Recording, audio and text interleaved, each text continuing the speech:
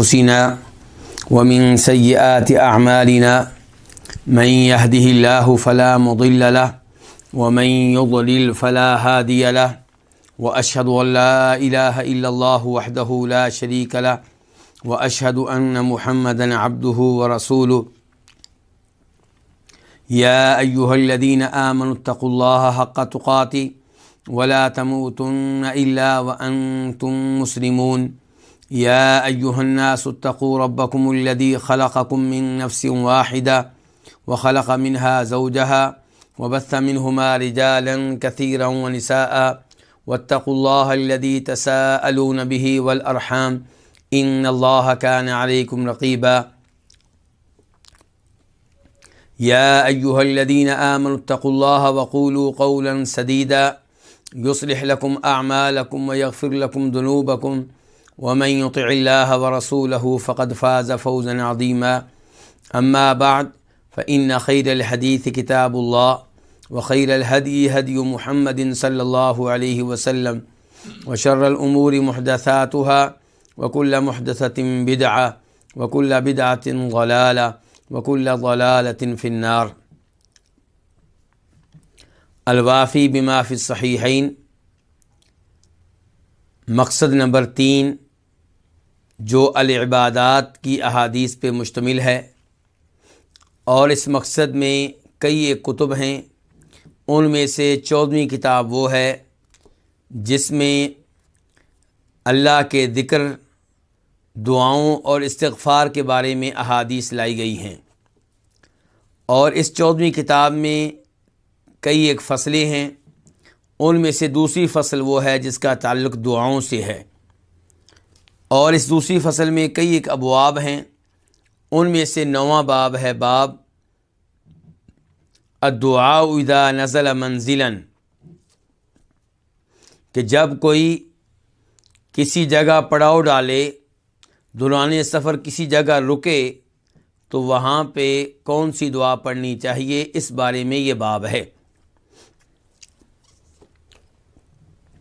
حدیث نمبر 962 962، اس حدیث کو اپنی کتاب میں جگہ دینے والے امام مسلم ہیں۔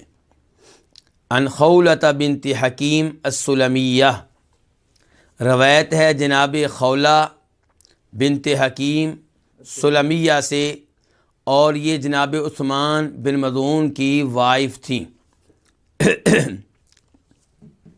انہا سمعت رسول اللہ صلی اللہ علیہ وسلم یقول،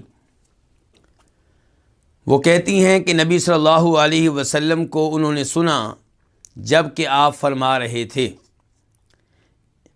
اذا نزل احدکم منزلا فلیقل، جب تم میں سے کوئی کسی جگہ ٹھہرے، جب تم میں سے کوئی کسی جگہ پڑاؤ ڈالے، جب تم میں سے کوئی کسی جگہ اترے، یعنی کہ یہ سفر کی بات ہو رہی ہے کہ دوران سفر آپ کسی جگہ ٹھہرتے ہیں، کسی جگہ رکتے ہیں، پڑاؤ ڈالتے ہیں، تو فرمایا جب تم میں سے کوئی کسی جگہ ٹھہرے، فلیقل، اسے چاہیے کہ یہ الفاظ کہے، اعوذ بکلمات اللہ التامات من شر ما خلق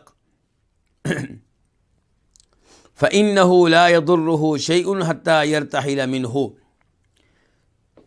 کیونکہ اس شخص کو کوئی بھی چیز نقصان نہیں دے گی، کوئی بھی مخلوق نقصان نہیں دے گی، یہاں تک کہ وہ اس جگہ سے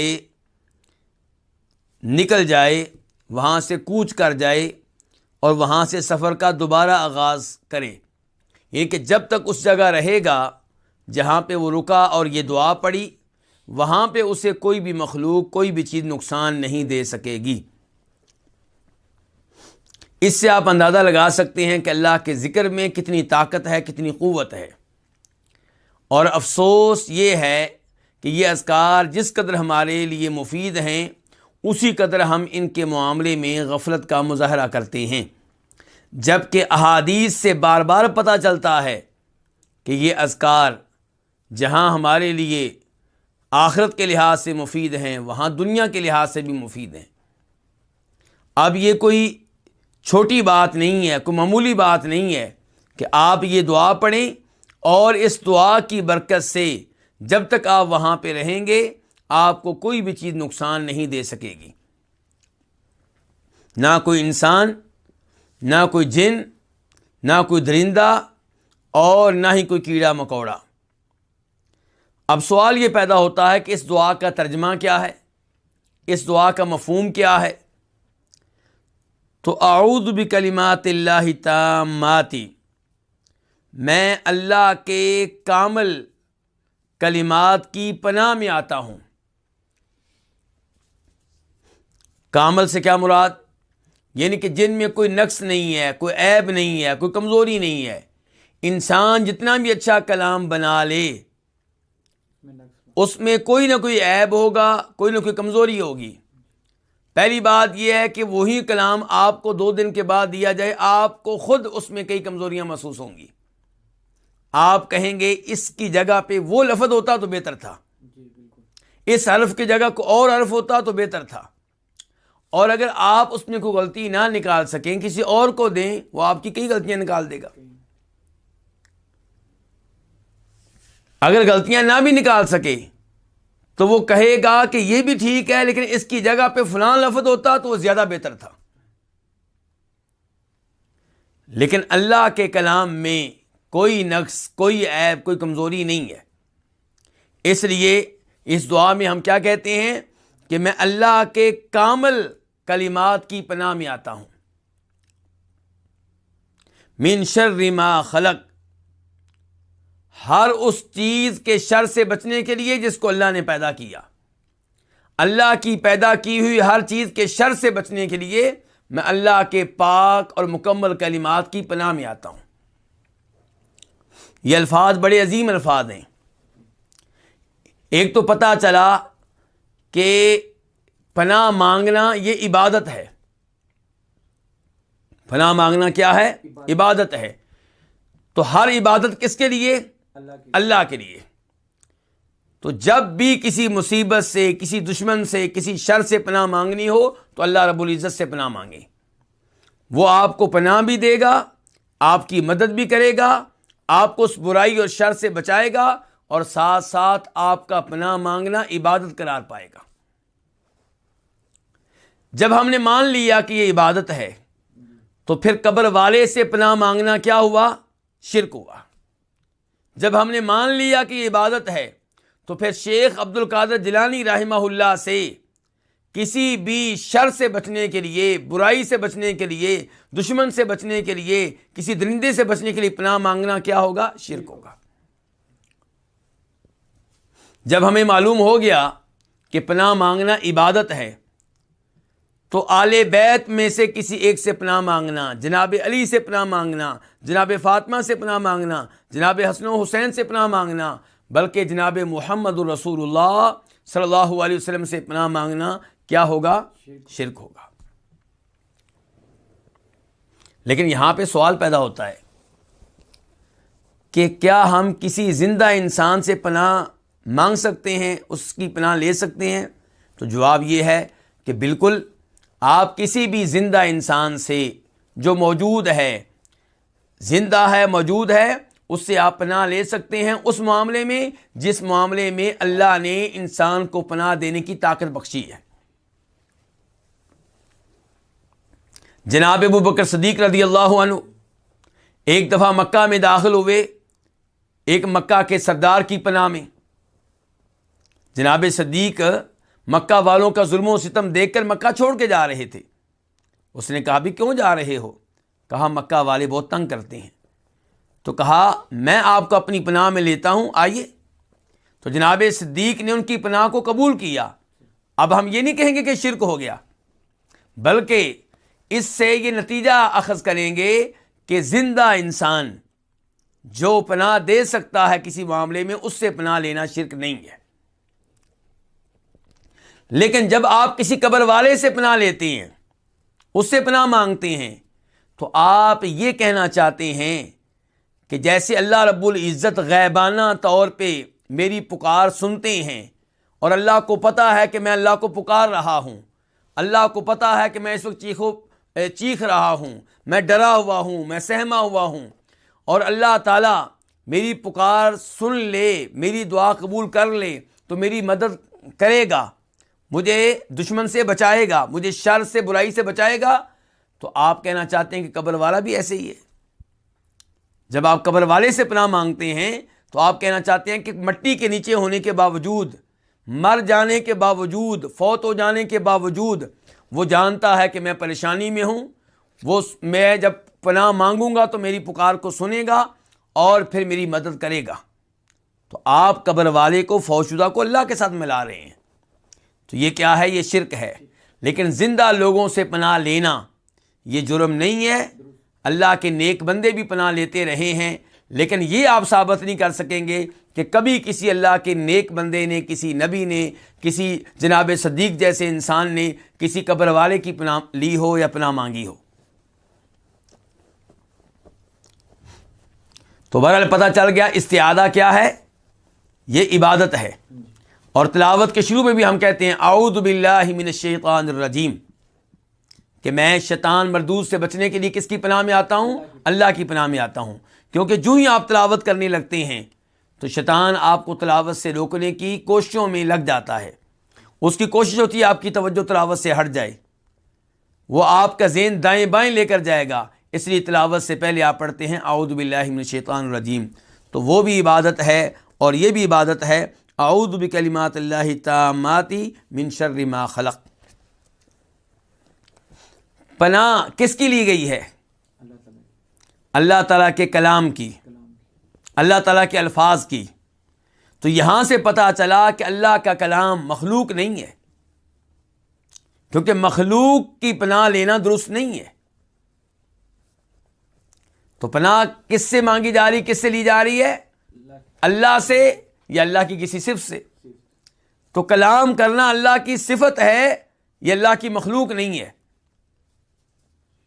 تو پتہ چلا قرآن حکیم اللہ کی مخلوق نہیں ہے، اللہ کی صفت ہے۔ اور یہ بہت بڑا مسئلہ رہا ہے امام احمد بن حنبل کے زمانے میں۔ اس زمانے میں مسلمانوں نے یونانیوں کے علوم کا عربی میں ترجمہ کیا۔ جب یونانی علوم آئے تو وہ اپنا فساد بھی لے کر آئے، اپنی خرابیاں بھی لے کر آئے۔ ان خرابیوں کے نتیجے میں مسلمانوں کے کئی عقائد میں فرق آیا۔ اس کا ایک نتیجہ یہ نکلا کہ مسلمانوں میں سے کئی ایک نے یہ عقیدہ بنا لیا کہ اللہ کا کلام اللہ کی مخلوق ہے اور قرآن اللہ کی مخلوق ہے، حتیٰ کہ یہ عقیدہ بادشاہ وقت نے اپنا لیا اور کئی علماء بادشاہ کے ساتھ مل گئے، اور اب مطالبہ کیا گیا باقی لوگوں سے کہ وہ بھی یہی عقیدہ اپنائیں۔ لیکن امام احمد اور دیگر کئی ائمہ کرام نے یہ غلط عقیدہ ماننے سے انکار کر دیا اور کہا ہمارے نزدیک قرآن اللہ کا کلام ہے، اللہ کی صفت ہے، اللہ کی مخلوق نہیں ہے۔ امام احمد بن حنبل کو کوڑے مارے گئے، جیل میں بند کر دیا گیا، سزائیں دی گئیں، اور ایک بادشاہ نے نہیں، 2-3 بادشاہوں نے اپنے اپنے زمانے میں امام احمد بن حنبل پہ یہ ظلم کیا ہے۔ لیکن امام احمد بن حنبل نے اتنی سزائیں برداشت کرنے کے باوجود، اتنے کوڑے برداشت کرنے کے باوجود اس عقیدے کو ترک نہیں کیا جو درست عقیدہ تھا، جو قرآن و حدیث کے مطابق عقیدہ تھا، اور وہ یہ کہ قرآن اللہ کی مخلوق نہیں ہے بلکہ اللہ کا کلام ہے، اور اللہ کی صفت سے پناہ مانگنا یہ جائز ہے۔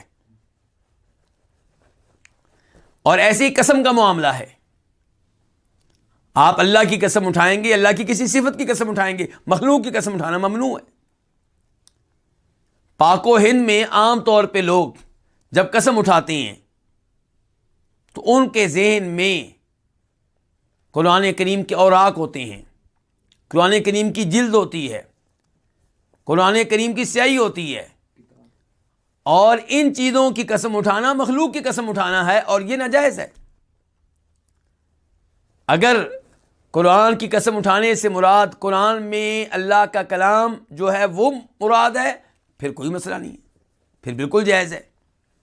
لیکن اگر آپ اللہ کے کلام کی قسم اٹھانا چاہتے ہیں تو پھر قرآن پکڑنے کی ضرورت کیا ہے؟ پاک و ہند میں کہتے ہیں کہ قرآن اٹھاؤ، قرآن پہ ہاتھ رکھو، اس میں یہ مسئلہ ہے بہت بڑا کہ اکثر لوگ جو ہیں ان کی توجہ قرآن کی قسم اٹھاتے ہوئے قرآن کے اوراق کی طرف جاتی ہے، قرآن کی جلد کی طرف جاتی ہے، قرآن کے صفحات کی طرف جاتی ہے، قرآن کی صحیح کی طرف جاتی ہے، اس بک کی طرف جاتی ہے، بک میں موجود اللہ کے کلام کی طرف نہیں جاتی۔ تو بہرحال اللہ کا کلام کیا ہے؟ اللہ کی صفات میں سے ایک صفت ہے۔ تو اعوذ بکلمات اللہ التامات، میں اللہ کے کامل کلمات، الفاظ اور کلام کی پناہ میں آتا ہوں، کس سے بچنے کے لیے؟ من شر ما خلق، ہر اس چیز کے شر سے بچنے کے لیے جس کا خالق اللہ ہے۔ یعنی کہ درندے ان کا خالق اللہ ہے، انسانوں کا خالق اللہ ہے، جنوں کا خالق اللہ ہے، سانپوں کا خالق اللہ ہے، شیروں کا خالق اللہ ہے۔ تو اللہ کی جتنی بھی مخلوقات ہیں ان کے شر سے بچنے کے لیے میں اللہ کی پناہ میں آتا ہوں، کیونکہ اللہ کی مخلوقات ہیں، اللہ ہی ان سے بچا سکتا ہے۔ اور یہاں سے بھی پتا چلا کہ ہر چیز کا خالق کون ہے؟ اللہ تعالیٰ۔ افسوس سے کہنا پڑتا ہے کہ معتزلہ اور اس قسم کے دیگر عقل پرست گمراہ فرقے، ان کے عقائد میں سے ایک عقیدہ یہ بھی ہے کہ اللہ تعالیٰ خالق ہے کس کا؟ اللہ تعالیٰ خالق ہے خیر کا، یعنی کہ وہ سمجھتے ہیں کہ شر کا خالق اللہ نہیں ہے، ظلم کو پیدا کرنے والا اللہ نہیں ہے، بدکاری کو پیدا کرنے والا اللہ نہیں ہے، جبکہ صحیح عقیدہ یہ ہے کہ شر کا خالق بھی اللہ اور خیر کا خالق بھی اللہ۔ اور جس کو ہم شر کہتے ہیں وہ شر میرے لحاظ سے ہے، آپ کے لحاظ سے، اللہ کے لحاظ سے کوئی چیز شر نہیں ہے۔ ایک چیز ایک انسان کے لحاظ سے شر ہوتی ہے، دوسرے کے لحاظ سے کیا ہوتی ہے؟ خیر ہوتی ہے۔ آج ایک آدمی مثال کے طور پہ وزیر اعظم ہے، وہ فوت ہو جائے تو یہ اس کے لحاظ سے شر ہے، اس کے گھر والوں کے لحاظ سے شر ہے، لیکن جو اس کی جگہ پہ وزیر اعظم بنے گا اس کے لیے کیا ہوا؟ اس کا فوت ہونا اس کے لیے کیا بنا؟ خیر کا باعث بنا۔ تو اللہ رب العزت کے لحاظ سے یہ چیز جو ہے وہ شر نہیں ہے، ہمارے لحاظ سے شر ہے، تو اللہ تعالیٰ خیر کا بھی خالق، شر کا بھی خالق۔ اگر آپ یہ کہتے ہیں کہ جی اللہ ظلم کو پیدا نہیں کر سکتا، یہ کیسے ممکن ہے اللہ بدکاری کو پیدا کرے، تو کیا آپ کہنا چاہتے ہیں کہ نعوذ باللہ ان چیزوں کا خالق کوئی اور ہے؟ تو انسان کے اعمال کا خالق کون ہے پھر؟ اللہ تعالیٰ۔ واللہ خلقکم وما تعملون، اللہ تعالیٰ انسانوں کا بھی خالق اور ان کے اعمال کا بھی خالق۔ ہم جو بھی عمل کرتے ہیں اس کا خالق کون ہے؟ اللہ تعالیٰ۔ اور معتزلہ اپنی طرف سے اللہ رب العزت کی طرف ظلم کی نسبت کرنے سے بچ رہے ہیں، یعنی کہ ان کو اچھا نہیں لگتا کہ یہ کہا جائے کہ اللہ نے ظلم پیدا کیا ہے، ان کو اچھا نہیں لگتا یہ کہا جائے کہ اللہ نے بدکاری کو پیدا کیا ہے، ان کو اچھا نہیں لگتا کہ یہ کہا جائے کہ اللہ نے شرک کو پیدا کیا ہے۔ ان کی توجہ ادھر رہی اور دوسری جانب کو انہوں نے بھلا دیا کہ اگر آپ کہتے ہیں کہ اللہ خالق نہیں ہے تو پھر کون خالق ہے؟ کہتے ہیں یہ انسان خالق ہے، اس کا مطلب ہے کہ ہر انسان خالق، تو خالق تو پھر کئی ایک ہو گئے۔ اور آپ یہ کہنا چاہتے ہیں کہ نعوذ باللہ اللہ کی مرضی کے بغیر ظلم پیدا ہو گیا، اللہ کی مرضی کے بغیر بدکاری پیدا ہو گئی، اللہ کی مرضی کے بغیر سارا شر پیدا ہو گیا۔ تو آپ کا یہ عقیدہ بہت خطرناک ہے۔ تو اس لیے صحیح عقیدہ کیا ہے کہ ہر چیز کا خالق کون ہے؟ کوئی ایسی چیز نہیں ہے جو اللہ کی مخلوق نہ ہو، جو بھی مخلوق ہے وہ اللہ کی مخلوق ہے، اللہ کے علاوہ کوئی اور خالق نہیں ہے۔ تو اعوذ بکلمات اللہ التامات من شر ما خلق، میں اللہ کے کامل الفاظ کی پناہ میں آتا ہوں ہر اس چیز کے شر سے بچنے کے لیے جس کو اللہ نے پیدا کیا ہے۔ تو جو یہ الفاظ کہے گا اس کو ملے گا کیا؟ فرمایا فإنہ لا یضرہ شیء، اس کو کوئی بھی چیز نقصان نہیں دے سکے گی، کوئی بھی مخلوق نقصان نہیں دے سکے گی، حتیٰ یرتحل منہ، یہاں تک کہ وہ اس جگہ سے، اس مقام سے کوچ کر جائے، وہاں سے چلا جائے۔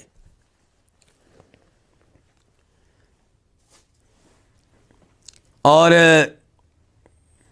اسی دعا کے بارے میں ایک اور حدیث آپ کے سامنے رکھنا چاہوں گا۔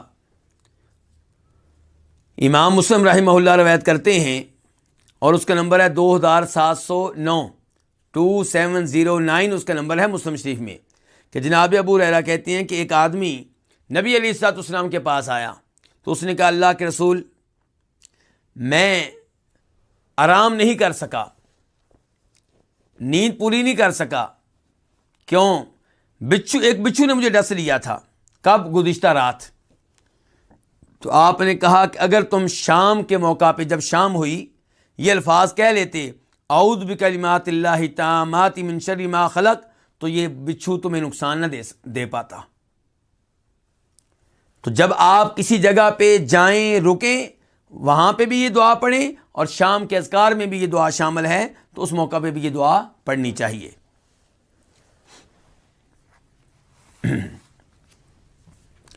اب ہم آتے ہیں باب نمبر 10 کی طرف.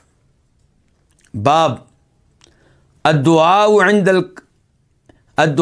الکرب, پریشانی کے موقع پہ, مصیبت کے موقع پہ دعا کرنا. یہ کہ جب پریشانیاں آئیں, آپ غمگین ہوں, پریشان ہوں, دکھی ہوں, ٹینشنیں ہوں, تب کون سی دعا پڑھنی چاہیے؟ حدیث نمبر 963 963 قاف. اس حدیث کے بیان کرنے پہ اتفاق ہے کس کا؟ امام بخاری کا اور امام مسلم کا.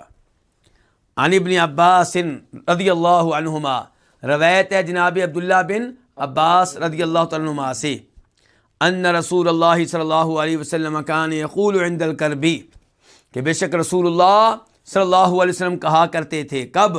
عند الکرب, پریشانی کے موقع پہ. کیا کہا کرتے تھے؟ لا الہ الا اللہ العظیم الحلیم, لا الہ الا اللہ رب العرش العظیم, لا الہ الا اللہ رب السماوات ورب الارض ورب العرش الکریم. یہ الفاظ, ان کا ترجمہ اور مفہوم میں ابھی آپ کے سامنے رکھوں گا, لیکن ترجمہ کرنے سے پہلے آپ غور کریں, یہ سارے الفاظ اللہ کی توحید پہ مشتمل ہیں, اللہ تعالیٰ کی حمد و ثنا پہ مشتمل ہیں, اللہ تعالیٰ کی صفات پہ مشتمل ہیں. اور پڑھنے کب ہیں؟ جب آپ پریشان ہیں. یعنی کہ آپ کو یہ نہیں کہنا پڑے گا کہ یا اللہ میری پریشانی دور فرما, بس یہ الفاظ پڑھتے چلے جائیں, اور اللہ تعالیٰ جانتے ہیں کہ میرا بندہ کس پریشانی میں ہے اور اس موقع پہ میرے لیے الفاظ کیوں کہہ رہا ہے. آپ یونس علیہ السلام کو دیکھ لیں, مچھلی کے پیٹ میں کیا انہوں نے یہ کہا کہ یا اللہ مجھے مچھلی کے پیٹ سے نکال؟ بس یہ کہتے رہے لا الہ الا انت سبحانک انی کنت من الظالمین, اے اللہ تیرے علاوہ کوئی معبود برحق نہیں, تو ہر عیب سے پاک ہے, میں ہی اپنے اوپر ظلم کرنے والوں میں سے ہوں. یہ الفاظ بار بار کہتے رہے اور اللہ نے ان کو اس پریشانی اور مصیبت سے نجات دی.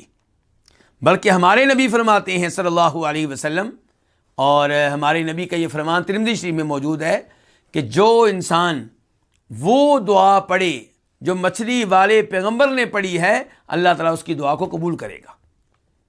دعا حالانکہ اس میں یہ نہیں ہے کہ یا اللہ مجھے یہ دے, اس میں بس یہ ہے کہ اللہ کی تسبیح بیان کریں, اللہ کی توحید بیان کریں, اور اس بات کے اقرار کریں کہ میں نے کمیاں کوتاہیاں کی ہیں, میں نے ظلم اپنے اوپر کیا ہے.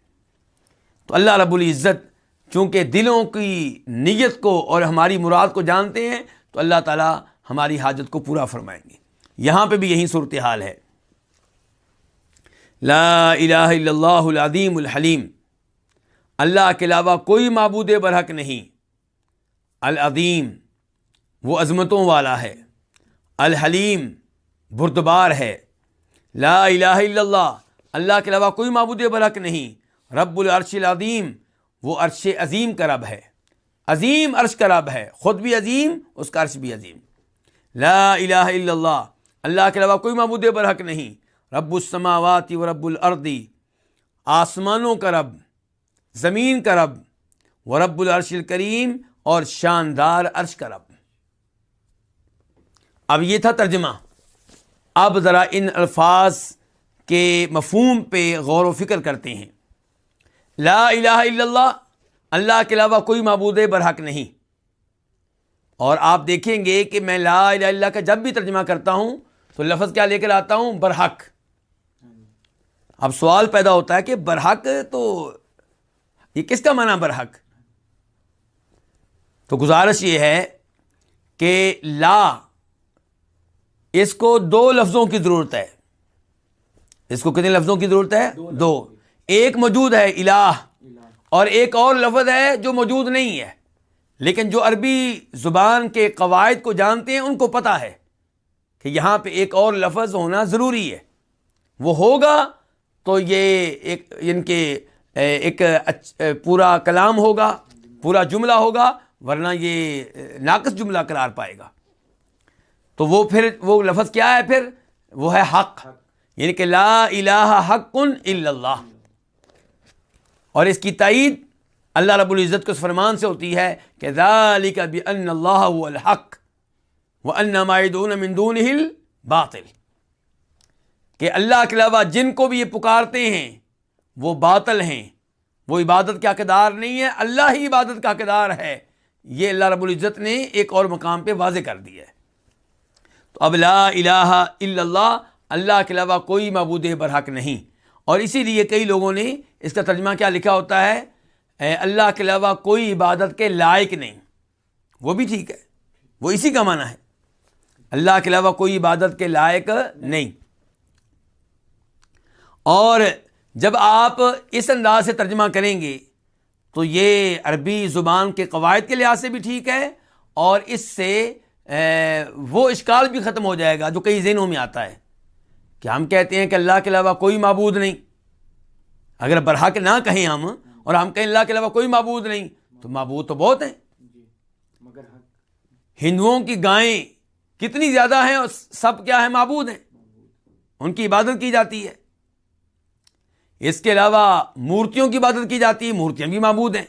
عیسیٰ علیہ السلام کی عبادت کرتے ہیں، وہ بھی معبود ہیں.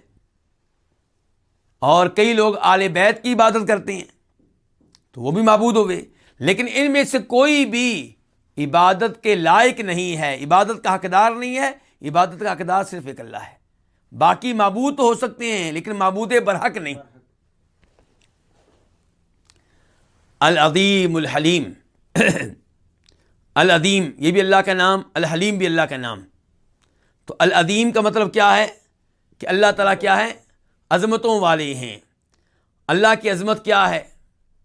اللہ کی عظمت یعنی کہ عظمت پہ مشتمل جتنی بھی چیزیں ہیں وہ اللہ کے ساتھ خاص ہیں. کامل قدرت والا کون؟ اللہ تعالیٰ. کامل علم والا کون؟ اللہ تعالیٰ. کامل کبریائی والا کون؟ اللہ رب العزت. تو یہ سارے اوصاف جو عظمت پہ دلالت کرتے ہیں وہ کس میں پائے جاتے ہیں؟ اللہ تعالیٰ میں پائے جاتے ہیں. جب ہم نے اللہ کو عظیم مان لیا تو اب اس کا نتیجہ کیا نکلے گا؟ اس کا نتیجہ یہ نکلے گا کہ آپ جب اللہ کی طرف سے آرڈر آئے تو اس کو توجہ دیں، کیونکہ آرڈر کس کا ہے؟ اللہ عظیم کا آرڈر ہے. کس کا آرڈر ہے؟ اللہ عظیم کا آرڈر ہے. جب اللہ کسی سے روک دیں تو پیچھے ہٹ جائیں، قریب جانے سے بھی بچیں. کیوں؟ کس نے روکا ہے؟ اللہ عظیم نے روکا ہے. آپ کو پتہ ہونا چاہیے کہ وہ اللہ عظیم ہے، مجھے سزا دینے پہ قادر، مجھے پکڑ لینے پہ قادر، میں اس سے بھاگ نہیں سکتا.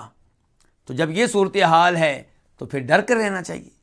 دنیا میں ہمارے محلے میں کوئی بدمعاش رہتا ہو تو ہم اس سے بچ کر رہتے ہیں، جبکہ ہماری طرح کا انسان ہوتا ہے.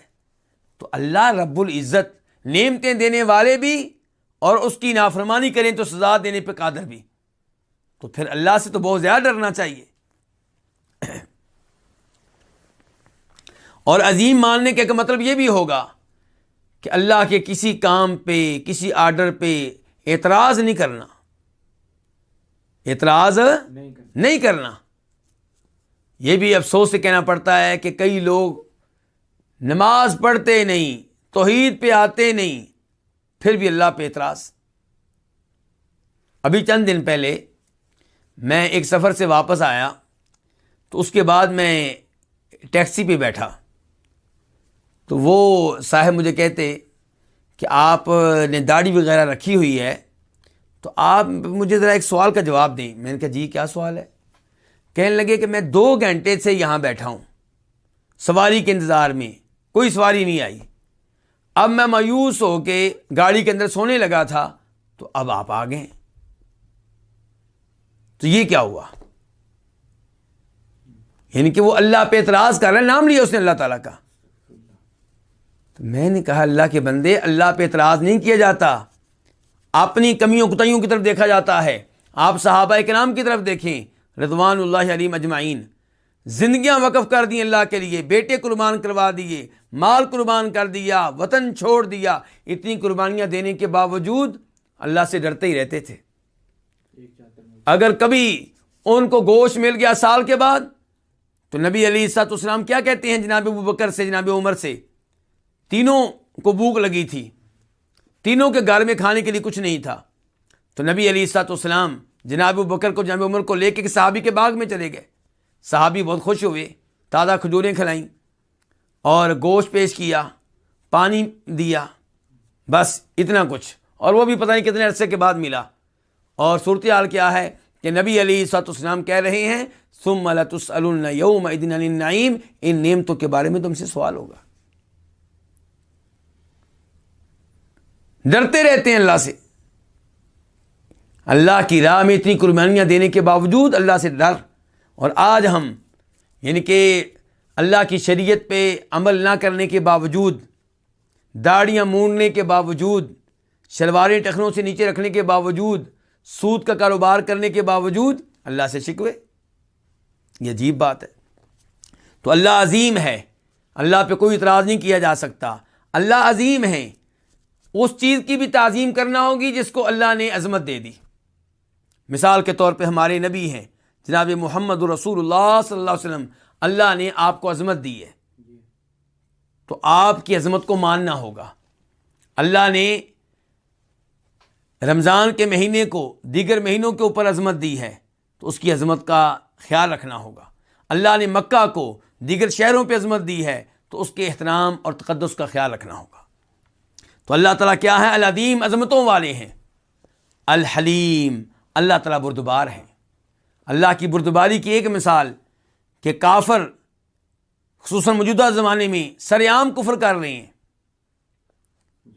سر عام شریعت کا مذاق اڑا رہے ہیں، بلکہ اللہ کے نبی کا بھی مذاق اڑاتے ہیں، قرآن کی توہین کرتے ہیں، اللہ رب العزت پھر بھی ان کو فوری طور پہ نہیں پکڑتے، مہلت دیتے ہیں، موقع دیتے ہیں۔ تو یہ کیا ہے؟ اللہ تعالیٰ کی کیا ہے؟ بردباری ہے۔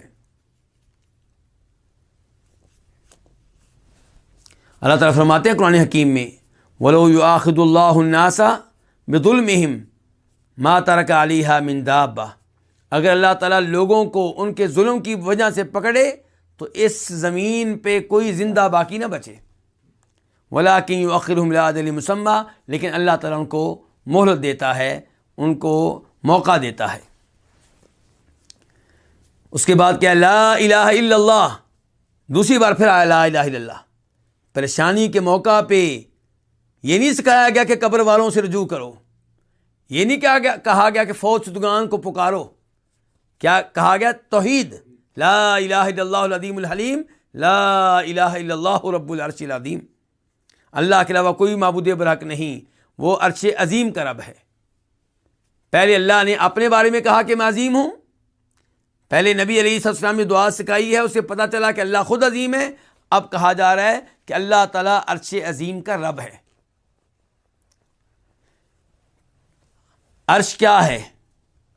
اللہ کی سب سے بڑی مخلوق، اللہ کی سب سے بڑی مخلوق۔ کتنی بڑی مخلوق؟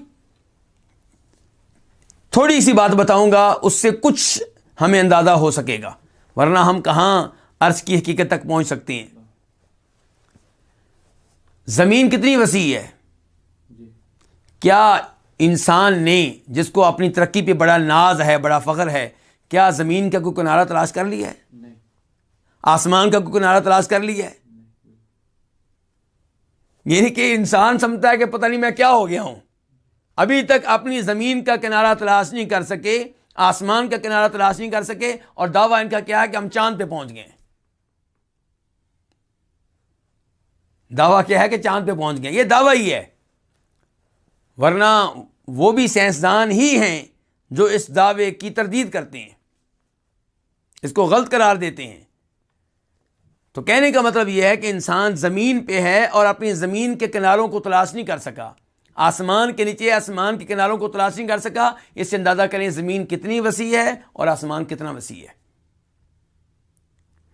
زمین کی اتنی وسعت کے باوجود، آسمان کے اتنے وسیع ہونے کے باوجود، یہ دونوں اللہ کی کرسی کے مقابلے میں کچھ بھی نہیں ہے۔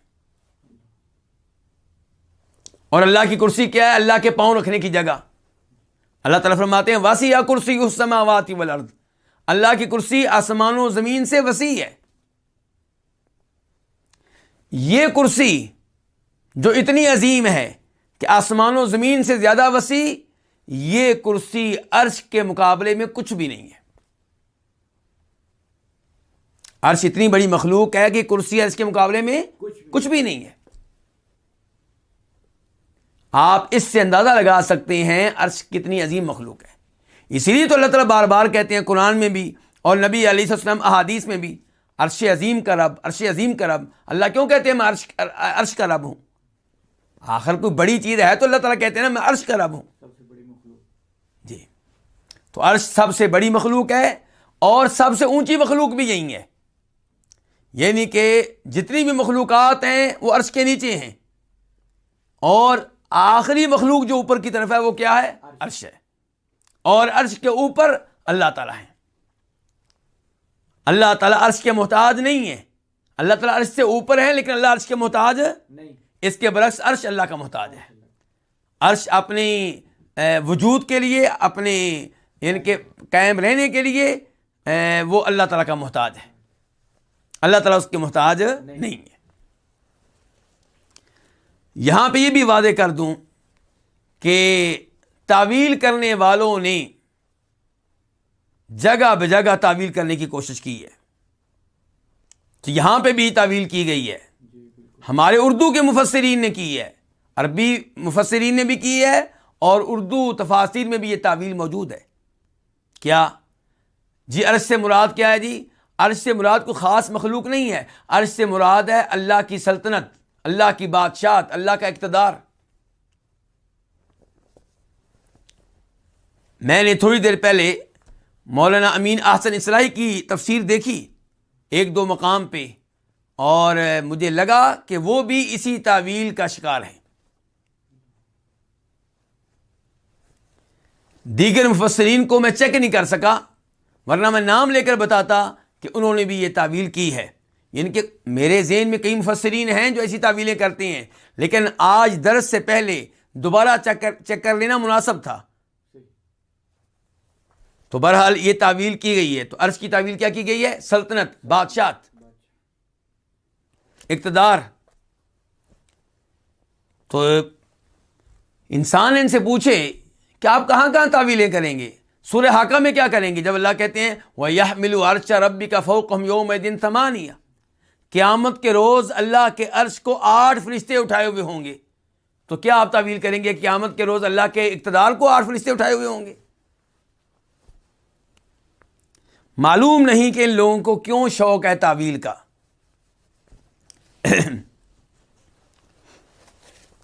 تو اللہ تعالیٰ عرش عظیم کے رب ہیں، یعنی کہ عرش کو پیدا کرنے والے بھی اللہ، اس کے مالک بھی اللہ، اور اس کو قائم و دائم رکھنے والے بھی اللہ۔ لا الہ الا اللہ رب السماوات و رب الارض، اللہ کے علاوہ کوئی معبود برحق نہیں۔ اللہ تعالیٰ آسمانوں کے بھی رب ہیں اور زمین کے بھی رب ہیں۔ آسمانوں کے بھی رب، اور آسمان کتنے ہیں؟ 7۔ آسمان بھی اللہ کی ایک عجیب مخلوق ہے۔ آسمان قائم و دائم ہے، کوئی ستون نہیں، کوئی اس میں شگاف نہیں، کوئی اس میں سوراخ نہیں۔ کبھی ایسا ہوا ہے کہ حضرت انسان سے مدد مانگی گئی ہو کہ آسمان میں فلاں جگہ پہ سوراخ ہو گیا ہے تو آپ لوگ اپنے سائنسدان اور انجینئر بھیجیں؟ ایسا کبھی نہیں ہوا۔ تو یہ آسمان و زمین کا وجود، ان کا برقرار رہنا اللہ کی عظمت کی، اللہ کی قدرت کی، اللہ کے علم کی بہت بڑی نشانی ہے۔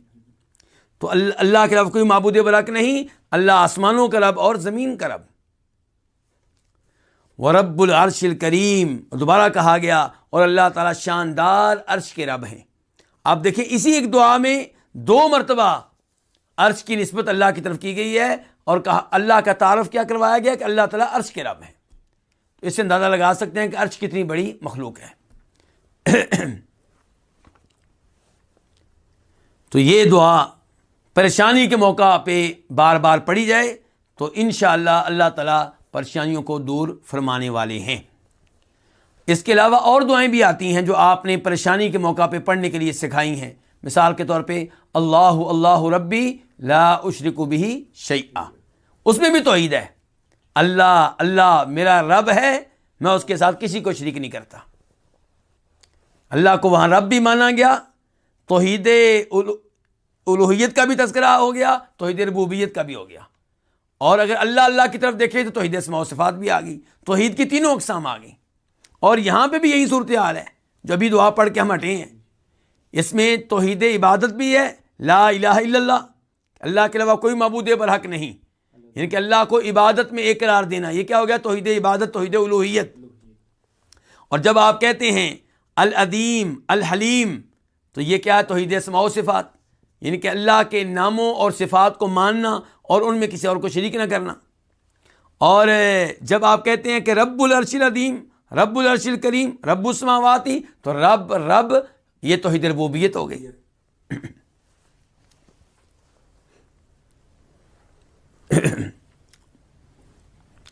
اتنی واضح توحید موجود ہونے کے باوجود افسوس سے کہنا پڑتا ہے کہ کلمہ پڑھنے والے مسلمان کس قدر شرک میں مبتلا ہیں۔ ابھی کل ہی مجھے کسی نے کلپ بھیجا جس کا تعلق ہے اس دربار سے جس کو کہتے ہیں اجمیر، تو اس میں اس کا جو مجاور ہے، جو شرکیہ الفاظ استعمال کر رہا ہے، اس نے کوئی شرک چھوڑا نہیں ہے۔ یعنی ایک تو یہ ہے کہ یہ لوگ بہانے کیا کرتے تھے کہ ہم جی ان سے مانگتے نہیں ہیں، ان سے کہتے ہیں اللہ سے لے کر دیں، حالانکہ فوت شدہ کو پکارنا یہ خود عبادت ہے، چاہے آپ براہ راست اس سے مانگ رہے ہوں یا آپ اس سے کہہ رہے ہوں کہ اللہ سے لے کر دیں۔ اگر آپ کسی قبر والے سے کہتے ہیں کہ مجھے اللہ سے بیٹا لے کر دیں تو یہ بھی شرک ہے، کیونکہ قبر والے کو آپ پکار رہے ہیں نا، یہ دعا کر رہے ہیں، قبر والے سے کہہ رہے ہیں کہ مجھے اللہ سے لے کر دو، تو یہ بھی شرک ہے۔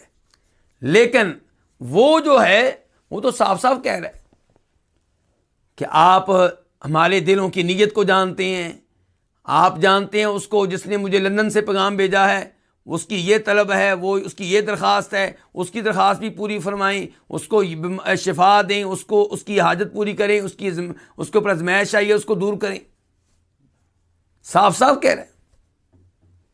اس سے کہیں زیادہ الفاظ ہیں اس کلپ میں۔ اب باب نمبر 11، باب التعوذ من العجز والجبن والبخل وغیرہا۔ التعوذ پناہ مانگنا، کس سے بچنے کے لیے؟ من العجز، کس سے؟ بے بسی، بے چارگی، والکسل اور سستی، والجبنی بزدلی، والحرم اور بڑھاپا۔ یعنی کہ انسان کو چاہیے کہ اللہ سے پناہ مانگتا رہے، کس سے بچنے کے لیے؟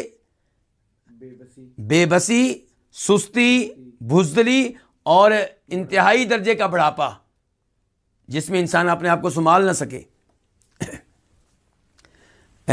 حدیث نمبر 964 964 قاف۔ اس حدیث کو روایت کرنے والے کون سے 2 امام ہیں؟ امام بخاری اور امام مسلم۔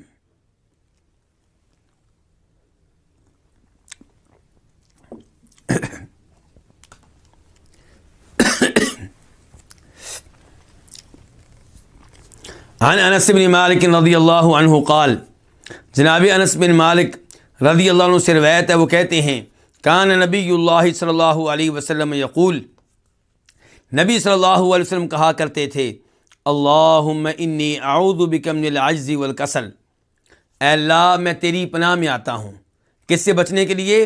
من العجزی، بے بسی سے بچنے کے لیے، والکسل اور سستی سے بچنے کے لیے۔ دونوں میں فرق کیا ہے؟ کسل سستی کیا ہے کہ آپ ایک کام کر سکتے ہیں لیکن ہمت نہیں ہو رہی،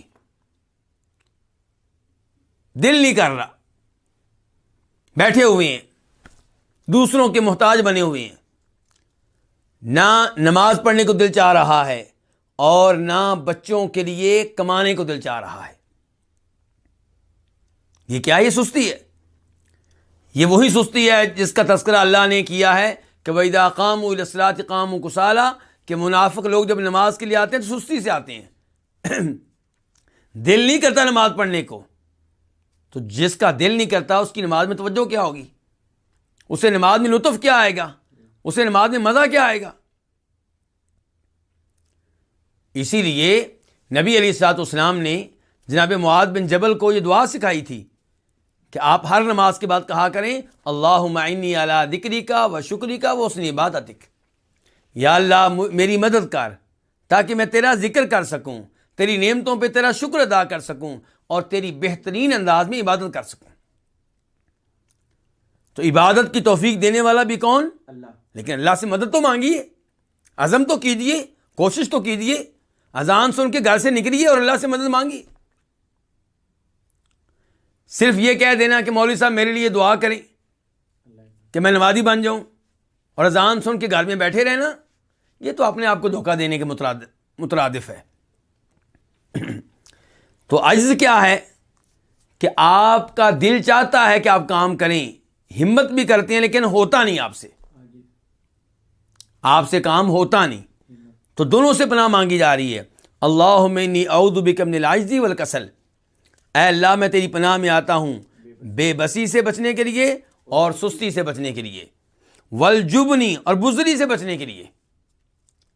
مسلمان کو کیا ہونا چاہیے؟ بہادر ہونا چاہیے، اس میں شجاعت ہونی چاہیے، کافروں کا خوف اور ڈر اس کے دل میں نہیں ہونا چاہیے۔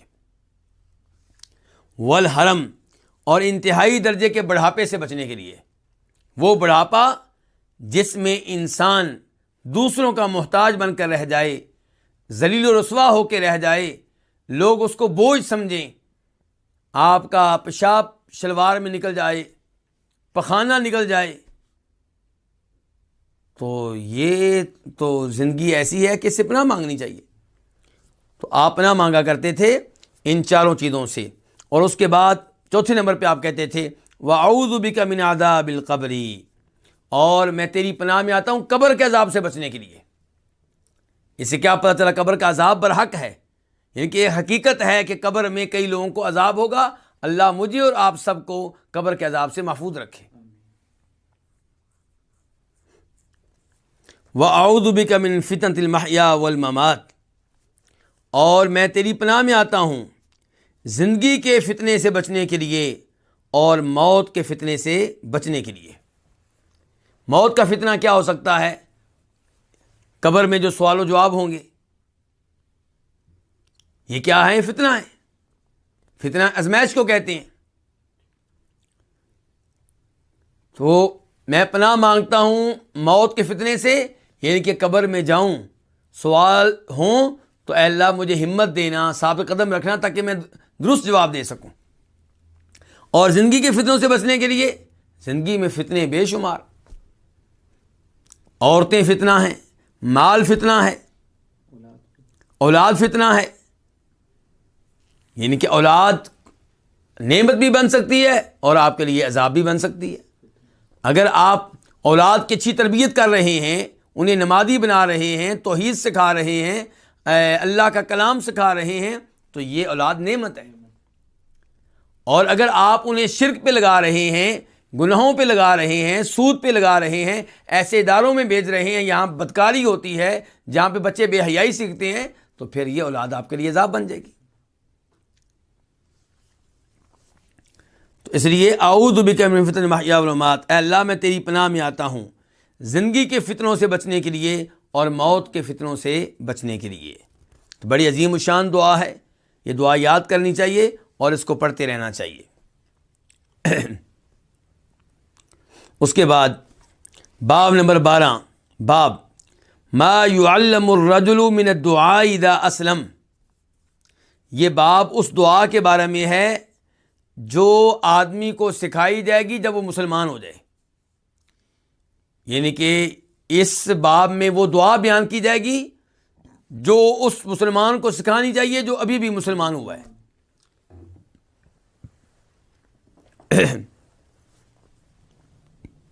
حدیث نمبر 965 965 میم. اس حدیث کو اپنی کتاب میں جگہ دینے والی امام کون ہے؟ امام مسلم. عن ابی مالک الاشجعی عن ابیہ، روایت ابو مالک اشجعی سے، اور ان کا نام کیا ہے؟ سعد بن طارق بن اشیم، سعد بن طارق بن اشیم اشجعی الکوفی. تو یہ روایت کرتے ہیں اپنے باپ طارق سے، یعنی کہ ابو مالک کون ہے؟ سعد بن طارق، اور وہ روایت کر رہے ہیں اپنے باپ سے. تو باپ کون ہوا؟ طارق بن اشیم الاشجعی. قال، وہ کہتے ہیں کان الرجل اذا اسلم علمہ النبی صلی اللہ علیہ وسلم الصلاۃ، کہ جب کوئی آدمی مسلمان ہو جاتا تو نبی علیہ الصلوۃ والسلام اسے نماز کی تعلیم دیتے. جب کوئی آدمی مسلمان ہو جاتا تو نبی علیہ الصلوۃ والسلام اسے نماز کی تعلیم دیتے. یعنی کہ مسلمان ہونے کے فوراً بعد کیا سکھایا جا رہا ہے؟ نماز سکھائی جا رہی ہے. اندازہ کیجئے نماز کی اہمیت کا. ادھر کلمہ پڑھا اور ادھر نماز کی تعلیم شروع ہو گئی. نماز کی تعلیم دینے کے بعد آپ کیا کرتے؟ ثم امرہ، پھر اس کو حکم دیتے. کس کو؟ جو مسلمان ہو، اس نئے مسلمان ہونے والے کو کیا حکم دیتے؟ ان یدعو بہؤلاء الکلمات، کہ وہ ان الفاظ کے ساتھ دعا کرے. وہ اللہ سے ان الفاظ کے ساتھ کیا کرے؟ دعا کرے. الفاظ کیا ہیں؟ اللہم اغفر لی وارحمنی واہدنی وعافنی وارزقنی. اے اللہ مجھے بخش دے، یعنی کہ میرے گناہ بخش دے، صغیرہ بھی کبیرہ بھی، دونوں اس میں آ گئے.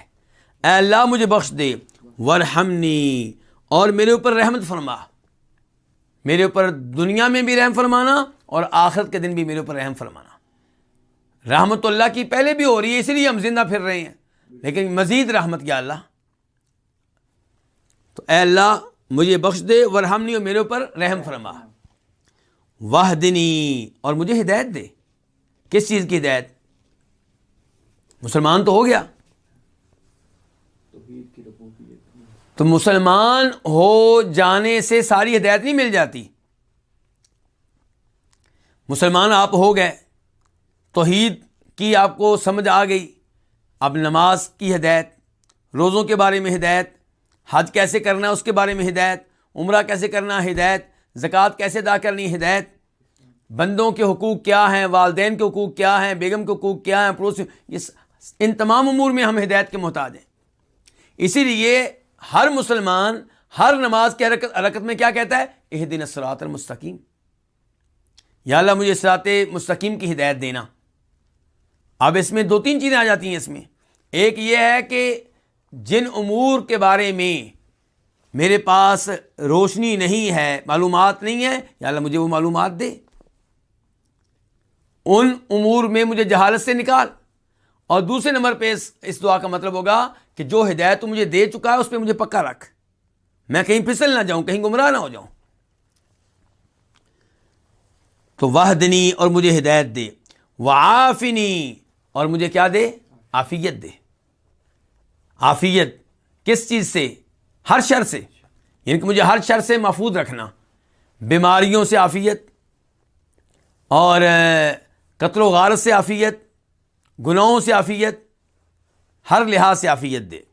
ورزقنی، اور اے اللہ مجھے رزق دے، وسیع رزق، حلال قسم کا رزق.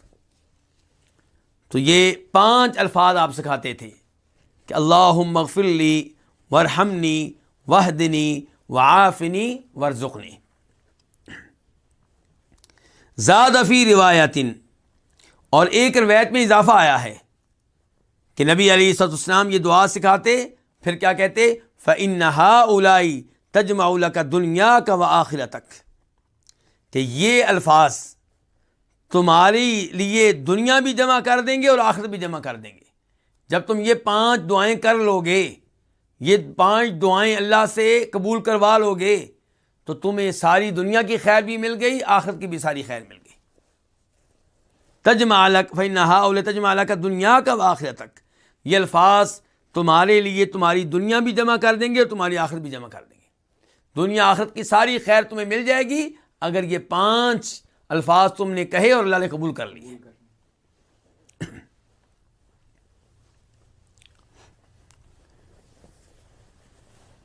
اس کے بعد باب نمبر 13، باب الدعاء عند صیاح الدیکہ، مرغ کے چیخنے کے موقع پہ دعا کرنا۔ جب مرغ چیخے تو اس موقع پہ کیا کرنا؟ دعا کرنا۔ حدیث نمبر 966 966 قاف، اس حدیث کے بیان کرنے پہ اتفاق ہے کس کا؟ امام بخاری کا اور امام مسلم کا۔ عن ابی ہریرہ رضی اللہ عنہ ان النبی صلی اللہ علیہ وسلم قال اذا سمعتم صیاح الدیکہ فاسألوا اللہ من فضلہ، نبی علیہ السلام نے فرمایا کہ جب تم مرغ کے چیخنے کی آواز سنو تو اللہ تعالیٰ سے اللہ کا فضل مانگو۔ اللہ سے کیا مانگو؟ اللہ کا فضل مانگو۔ فإنها رأت ملکن، کیونکہ ان مرغوں نے کس کو دیکھا ہے؟ فرشتہ دیکھا ہے۔ دیا کا اصل میں جمع ہے، کیا ہے؟ جمع، مرغے، یعنی کہ جب تم مرغوں کے چیخنے کی آواز سنو تو اللہ سے اللہ کا فضل مانگو، اللہ سے اللہ کے فضل کا سوال کرو، کیونکہ انہوں نے کسی فرشتے کو دیکھا ہے۔ اور فرشتے کا آنا خیر کی علامت ہے۔ فرشتے کا آنا کیا ہے؟ خیر کی علامت ہے۔ تو اس موقع پہ آپ اللہ سے سوال کریں کہ یا اللہ اپنا فضل فرما۔ اچھا غور کیجئے کہ ایک طرف آپ بتا رہے ہیں کہ فرشتے آئے ہیں تبھی یہ مرغے چیخ رہے ہیں، لیکن آپ نے یہ نہیں کہا کہ اب تم ان فرشتوں کو پکارنا شروع کر دو، ان سے دعائیں کرو، یہ تمہاری حاجت پوری کر دیں گے۔ پھر بھی اللہ سے مانگنا ہے، جبکہ لوگ آج ہمیں بار بار کن کی طرف لے جا رہے ہیں؟ قبر والوں کی طرف، کہ ان سے مانگو، ان سے دعائیں کرو، یہ مشکل کشا ہے، یہ حاجت روا ہے، یہ غوث اعظم ہے۔ ہم تو اللہ کا فضل، اللہ کا شکر ادا کرتے ہیں کہ اللہ نے اپنے فضل و کرم سے ہمیں شرک سے محفوظ رکھا ہے، اور اللہ تعالیٰ ہمیں اس توحید پہ مرتے دم تک قائم و دائم رکھے۔ تو فرمایا جب تم مرغوں کے چیخنے کی آواز سنو تو اللہ تعالیٰ سے اللہ کے فضل کا سوال کرو۔ فإنها رأت ملکن، کیونکہ انہوں نے کس کو دیکھا ہے؟ کسی فرشتے کو دیکھا ہے۔ اور ابو داؤد شریف کی حدیث ہے 5101، اس کو شیخ البانی رحمہ اللہ نے صحیح قرار دیا ہے۔ اس میں آتا ہے کہ مرغے کو برا بلا نہ کہو کیونکہ یہ تمہیں نماز کے لیے اٹھاتا ہے۔ مرغے جو ہیں یہ کب چیختے ہیں؟ فجر کی اذان سے پہلے اور اس کے بعد۔ تو یہ چیخ کر آپ کو نماز کے لیے اٹھا دیتے ہیں۔ تو فرمایا یہ تمہارا محسن ہے، مرغا تمہارا کیا ہے؟ محسن ہے، تمہیں خیر کی طرف بلاتا ہے، نماز کے لیے اٹھاتا ہے۔ تو اس سے کیا پتا چلا کہ مرغا نماز کے لیے اٹھاتا ہے، اس کو برا بلا کہنے کی اجازت نہیں ہے۔ تو جو باپ نماز کے لیے اٹھائے اس کے ساتھ بدتمیزی کرنا یہ درست نہیں ہے۔ جو خامن نماز کے لیے اٹھائے اس کو آگے سے تنگ کرنا یہ کسی بیوی کے لیے مناسب نہیں ہے۔ اور پھر وہ علماء جو آپ کو خیر کی دعوت دیں، برائی سے روکیں، توحید کی طرف بلائیں، ان کو برا بلا کہنا مناسب نہیں ہے۔ وَإِذَا سَمِعْتُمْ نَحِيقَ الْحِمَارِ فَتَعَوَّذُوا بِاللَّهِ مِنَ الشَّيْطَانِ فَإِنَّهُ رَأَى شَيْطَانًا، اور جب تم سنو گدھے کی آواز، کس کی آواز؟ گدھے کی، تو اللہ تعالیٰ کی پناہ مانگو، کس سے بچنے کے لیے؟ شیطان سے بچنے کے لیے۔ فَإِنَّهُ رَأَى شَيْطَانًا، کیونکہ اس گدھے نے کس کو دیکھا ہے؟ شیطان کو۔ اس گدھے نے کسی شیطان کو دیکھا ہے، اسی لیے یہ چیخ رہا ہے۔ تو اس موقع پہ آپ نے اللہ سے پناہ مانگنی، کس سے بچنے کے لیے؟ شیطان سے بچنے کے لیے۔ اور یہاں پہ ایک اور حدیث ذکر کرنا چاہوں گا جس کو امام ابو داؤد اپنی سنن میں لے کر آئے ہیں، نمبر ہے اس کا 5103، اور شیخ البانی رحمہ اللہ نے اس کو صحیح قرار دیا ہے۔ اس میں کیا آتا ہے؟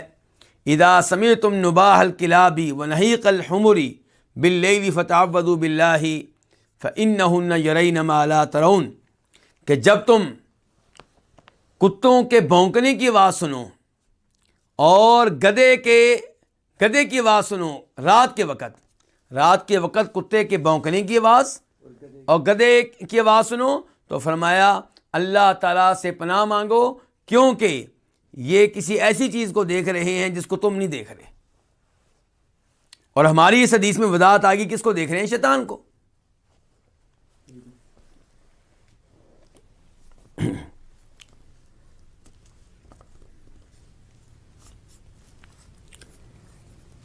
تو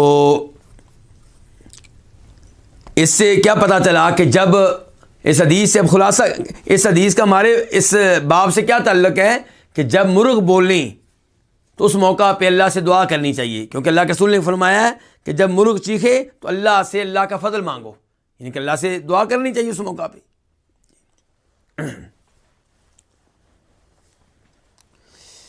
باب نمبر 14، باب فضل الدعاء للمسلمین بظہر الغیب، مسلمانوں کے لیے ان کی عدم موجودگی میں دعا کرنے کی فضیلت، کہ جب آپ مسلمانوں کے لیے ان کی عدم موجودگی میں دعا کریں تو اس کی کیا فضیلت ہے، اس کا کیا مقام ہے۔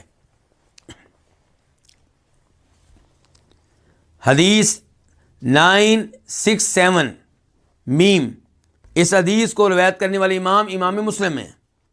عن ابی الدرداء قال، روایت ہے کس سے؟ ابو درداء سے، مشہور و معروف صحابی ہیں، لیکن ان کا نام کیا ہے؟ ابو درداء تو ان کی کنیت ہوئی، تو ان کا نام کیا ہے؟ اویمر، کیا ہے؟ اویمر بن زید بن عبداللہ بن قیس انصاری، اور چونکہ یہ شام میں رہتے رہے ہیں بعد میں تو ان کو شامی بھی کہا جاتا ہے۔ تو ابو درداء سے روایت ہے، وہ کہتے ہیں کہ قال رسول اللہ صلی اللہ علیہ وسلم، فرمایا رسول اللہ صلی اللہ علیہ وسلم نے، ما من عبد مسلم يدعو لأخيه بظهر الغیب الا قال الملک ولک بمثل، کہ جب بھی کوئی مسلمان بندہ اپنے بھائی کے لیے اس کی عدم موجودگی میں دعا کرتا ہے تو فرشتہ کہتا ہے وَلَكَ بِمِثْلٍ، اور تمہارے لیے بھی ایسا ہی ہو۔ پھر ترجمہ کر دوں ایک دفعہ کہ آپ نے فرمایا کوئی بھی مسلمان بندہ ایسا نہیں ہے جو اپنے بھائی کے لیے اس کی عدم موجودگی میں دعا کرے مگر فرشتہ کہتا ہے اور تمہارے لیے بھی ایسا ہی ہو۔ کیا پتہ چلا کہ جب کسی مسلمان بھائی کے لیے آپ کوئی دعا کرتے ہیں تو فرشتہ آپ کے لیے دعا کرتا ہے، جو فرشتہ آپ پہ مقرر کیا گیا ہے۔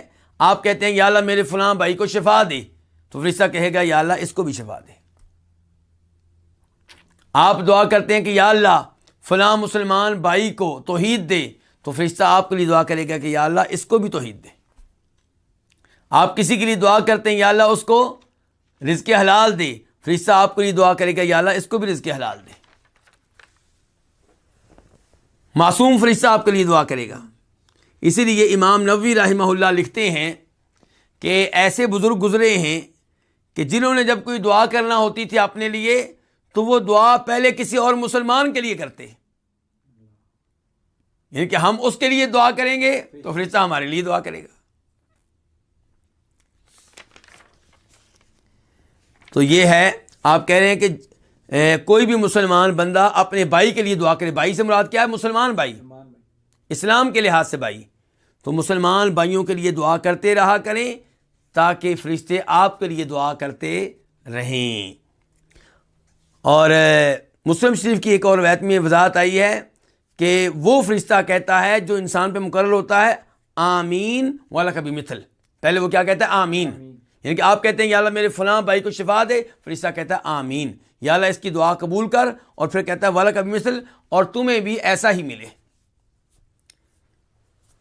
یعنی کہ جو خیر کی چیز آپ کے لیے خیر ہوگی وہ فرشتہ آپ کے لیے مانگے گا، یعنی کہ کوئی یہ پریشان نہ ہو جائے کہ ہو سکتا ہے اس دعا کی مجھے ضرورت نہ ہو، نہیں، فرشتہ آپ کے لیے وہی دعا کرے گا جس میں آپ کے لیے کیا ہوگی؟ خیر ہوگی۔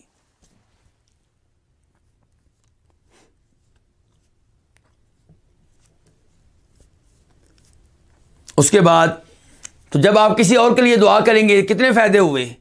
ایک یہ کہ دعا عبادت ہے، جب آپ نے کسی اور کے لیے دعا کی تو آپ کے لیے عبادت لکھ دی گئی۔ دوسرے نمبر پہ فرشتے نے آپ کے لیے دعا کر دی اور آمین بھی کہہ دیا. چلیں جی. اس کے بعد باب نمبر 15 باب من دعائہ صلی اللہ علیہ وسلم. یہ باب اس میں باب میں کیا ہے کہ آپ علیہ الصلوۃ والسلام کی چند اور دعائیں، اس باب کے نیچے آپ کی چند اور دعائیں ذکر کی جائیں گی جو آپ کیا کرتے تھے. حدیث نمبر 968 968 میم. اس حدیث کو روایت کرنے والے کون سے امام ہیں؟ امام مسلم. عن ابی ہریرہ قال، روایت ہے جناب ابو ہریرہ رضی اللہ تعالیٰ عنہ سے. جناب ابو ہریرہ کا نام کیا ہے اس بارے میں کافی اختلاف ہے، لیکن جو مشہور ترین قول ہے وہ یہ ہے کہ ان کا نام کیا تھا؟ عبد الرحمن. تو ابو ہریرہ کہتے ہیں کان رسول اللہ صلی اللہ علیہ وسلم یقول، کہ رسول اللہ صلی اللہ علیہ وسلم فرمایا کرتے تھے اللہم اصلح لی دینی الذی هو عصمت امری واصلح لی دنیای التی فیہا معاشی واصلح لی آخرتی التی فیہا معادی واجعل الحیاۃ زیادۃ لی فی کل خیر واجعل الموت راحۃ لی من کل شر. کہ اے اللہ، اللہم اصلح لی دینی، اے اللہ میرے لیے میرا دین ٹھیک کر دے، میرے لیے میرا دین ٹھیک کر دے. کون سا دین؟ الذی هو عصمت امری، میرا وہ دین جو میرے تمام معاملات کی حفاظت کرنے والا ہے، جو میرے تمام معاملات کی حفاظت کا ذریعہ اور سبب ہے. یعنی کہ اگر میرا دین ٹھیک نہ ہوا تو میرے دیگر معاملات بھی ٹھیک نہیں ہو سکیں گے. یہ الفاظ دھیان سے سب کو سمجھ لینے چاہیے کہ اگر دین ٹھیک نہیں تو آپ کے دیگر معاملات بھی ٹھیک نہیں ہو سکیں گے. جس کو آپ کامیابی سمجھ رہے ہیں وہ کامیابی نہیں ہے. کامیاب انسان آپ تب ہیں جب آپ کا دین ٹھیک ہو گیا. تو کیا کہہ رہے ہیں اللہ کے رسول علیہ الصلوۃ والسلام؟ اے اللہ میرا دین ٹھیک کر دے، وہ دین جو میرے تمام امور کی حفاظت کا ذریعہ اور سبب ہے. یعنی کہ میری آخرت بنے گی میرے دین سے، میری دنیا بھی ٹھیک ہوگی تو میرے دین سے. وَأَصْلِحْ لِي دُنْيَايَ الَّتِي فِيهَا مَعَاشِي، اور میری دنیا ٹھیک کر دے جس میں میری معاش ہے، جس میں میرا گزران ہے. میری زندگی، میرا گزر کس کے ذریعے ہوگا؟ اس دنیا کے ذریعے ہوگا. یا اللہ میری دنیا بھی ٹھیک کر دے، میری دنیا بھی سنوار دے. وَأَصْلِحْ لِي آخِرَتِي الَّتِي فِيهَا مَعَادِي، اے اللہ میری آخرت ٹھیک کر دے، آخرت جس کی طرف میں نے لوٹ کر جانا ہے، جہاں میں نے پہنچنا ہے، جو میرا حقیقی ٹھکانہ ہے. تو یا اللہ میری آخرت بھی ٹھیک کر دے جس میں میں نے لوٹ کر جانا ہے. وَجَعَلِ الْحَيَاةَ زِيَادَةً لِّي فِي كُلِّ خَيْرٍ، یا اللہ زندگی کو میرے لیے ہر خیر میں اضافے کا سبب بنا دے. یعنی کہ جو میں زندہ ہوں، ایک دن، 2 دن، 1 سال، 2 سال، یا اللہ زندگی کا ایک ایک لمحہ میرے لیے خیر میں اضافے کا سبب بن جائے. میں جو زندہ ہوں تو اس زندگی کی وجہ سے میری خیر میں اضافہ ہو، شر میں اضافہ نہ ہو، خیر میں اضافہ ہو. میری تلاوت اور بڑھ جائے، میری نمازیں اور بڑھ جائیں، میرا ذکر اور بڑھ جائے، اور نیکی کے دیگر میرے کام اور بڑھ جائیں. وَجَعَلِ الْمَوْتَ رَاحَةً لِّي مِن كُلِّ شَرٍ، اور موت ہر شر سے بچنے کے لیے میرے لیے راحت کا سبب بنا دے. یعنی کہ یا اللہ اگر یہ ہو کہ میں زندہ ہوں اور اس میں شر کما رہا ہوں، برائیوں میں اضافہ کر رہا ہوں، میرے جرائم میں اضافہ ہو رہا ہے، تو یا اللہ پھر مجھے فوت کر کے مجھے راحت دے دے. اور ایسے کہ دنیا میں میرے اوپر تکلیفیں آتی ہیں، میرے اوپر ظلم ہوتا ہے، میں فتنوں کا شکار ہو رہا ہوں، تو یا اللہ مجھے موت دے کے راحت دے دے مجھے. تو یہ بھی نبی علیہ السلام کی عظیم دعاؤں میں سے ایک ہے. اس کے بعد حدیث نمبر 969 969 میم. اس حدیث کو روایت کرنے والے امام کون ہے؟ امام مسلم. عن عبداللہ بن مسعود، روایت ہے جناب عبداللہ بن مسعود الہذلی سے، جو بعد میں کوفی ہو گئے تھے۔ شروع میں کہاں کے تھے؟ مکہ کے، پھر ہجرت کر کے کہاں آئے؟ مدینہ میں۔ پھر جناب عمر فاروق نے ان کو بھیج دیا تھا تعلیم کے لیے، قرآن سکھانے کے لیے، کہاں؟ کوفہ میں۔ پھر کوفہ میں رہتے رہے۔ تو جناب عبداللہ بن مسعود سے روایت ہے، وہ روایت کرتے ہیں کس سے؟ نبی صلی اللہ علیہ وسلم سے، انہ کان یقول، کہ آپ کہا کرتے تھے اللہم انی اسألک الہدی والتقی والعفاف والغنی۔ کتنی شاندار دعائیں ہیں نبی علیہ الصلوۃ والسلام کی، اور لوگ یہ شاندار دعائیں چھوڑ کر آج کل کے ان پیروں سے وظیفے پوچھ رہے ہوتے ہیں جن کو صحیح معنوں میں اوپر دے کر قرآن پڑھنا بھی نہیں آتا۔ تو کیا دعا ہے؟ اے اللہ انی اسألک الہدی، میں تو اس سے ہدایت مانگتا ہوں، ہدایت کا سوال کرتا ہوں۔ دیکھ لیں ہدایت کی کتنی اہمیت ہے، مسلمان ہونے کے باوجود بار بار اللہ سے کیا سوال ہو رہا ہے؟ یا اللہ ہدایت دے دے، صراط مستقیم پہ لگا دے، توحید پہ لگا دے، درست نماز پڑھنے پہ لگا دے، درست وضو کرنے پہ لگا دے، درست حج کرنے کی توفیق دے۔ ہدایت ایک ایک لمحے میں ہدایت کے محتاج ہیں۔ اللہم انی اسألک الہدی، اے اللہ میں تو اس سے ہدایت کا سوال کرتا ہوں، والتقی، اور کس کا؟ تقوی کا، پرہیزگاری کا، تیرا خوف میرے دل میں پیدا ہو جائے یا اللہ، وہ خوف جس کے نتیجے میں میں تیرا ہر آرڈر فوری طور پہ مان لوں اور تیرے ہر ممنوع کام سے دور رہوں۔ یہ ہے تقوی، وہ تقوی جو مجھے بچا رہے کس سے؟ برائیوں سے، ممنوع کاموں کے قریب جانے سے، حرام کاموں کے قریب جانے سے، اور وہ تقوی جو مجھے ہر واجب پہ عمل کرنے کی توفیق دے۔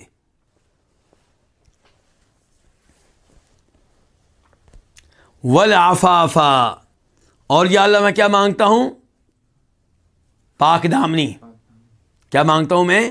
پاک دامنی مانگتا ہوں، یعنی کہ یا اللہ گناہوں سے بھی مجھے پاک رکھنا، اور اس بات سے بھی پاک رکھنا کہ میں لوگوں سے سوال کروں، لوگوں کا محتاج ہو جاؤں۔